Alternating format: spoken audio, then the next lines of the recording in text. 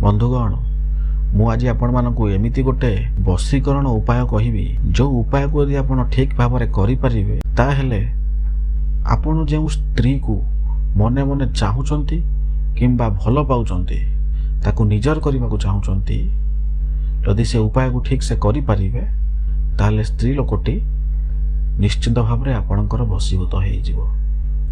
आपण को न देखिले से गोटे दिन भी रही परिबनी, आपण पई से पागल भली हो। केमिति करिवे आपण आपणक नख माध्यम रे करिवे, नख द्वारा स्त्री वशीकरण। बंधुगण आपण रविवार दिन सूर्य उदयर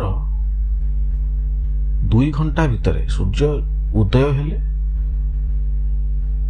तार 2 घंटा भितर आपण कौन करिवे, आपणकर हाथर 10टी आंगुठी आ गोड़र 10टी आंगुठीर नख को काटी गोटे साधा कागज रे गुड़े की रखिवे। रखी सारा परे तापर कौन करिवे, तापर आपण राति ठीक 12टा परे से कागज को आनिबे, गोटे कर्पूर आनिबे। आपण घरर मुख्य दुआर बंधर बाहर आपण गोटे जगह बसी से कागज को जो थिरे आपण आपणकर कटा नख को रखिथिबे डाहाण हाथ रे धरी मने मने से स्त्री लोकटर ना को स्मरण करी आपणक मुंड चारिपटे 108 थर बुलेइबे, गणी गणी 108 थर बुलेइबे। डाहाण पट दे बुलेइबे, डाहाण पटरू बाँ पटकू, डाहाण पटरू बाँ पटकू।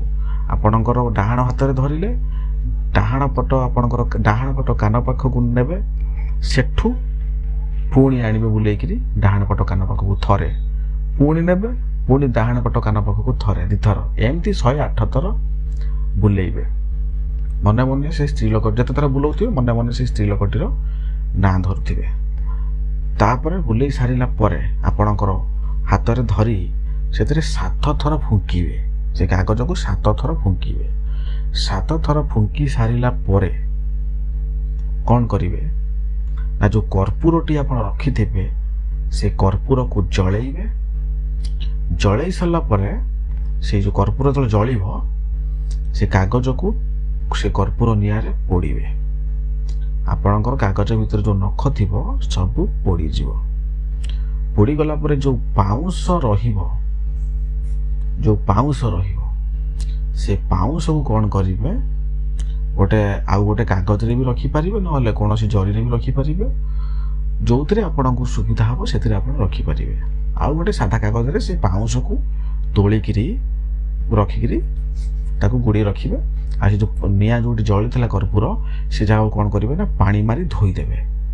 ठीक अछि, से कागज रे जो से पाउंस को रखिबे से पाउंस को कौन करिवे, रविवार दिन राति रे आपण एई उपाय को करूचंती। सकाळ हेले सूर्य उदय पूर्वरु माने सोमवार दिन सूर्य उदय पूर्वरु से पाउंस को नेबे, से स्त्री लोकटी घर आगरे से पाउंस को पकई देबे। से पाउंस को पकई देला परे आपण अपेक्षा करिवे 3 घंटा नहले 3 दिन भितरे से लोक आपण को निश्चित भाव में देखा करिवो, नहले नंबर आनी फोन करिवो। जेमिति हेले भी से आपण पई पागल होई जिवो। नख माध्यम जो वशीकरण उपाय आपण कहली 100 रु 100% कार्य करिवो। आपण थरे करिकी देखंतु, ठीक भाव में आपण थरे करिकी देखंतु, तापरे आपण देखिबे। आपण ए उपाय को करिकी देखंतु, निश्चित भाव में आपण आर सुफल पाइबे।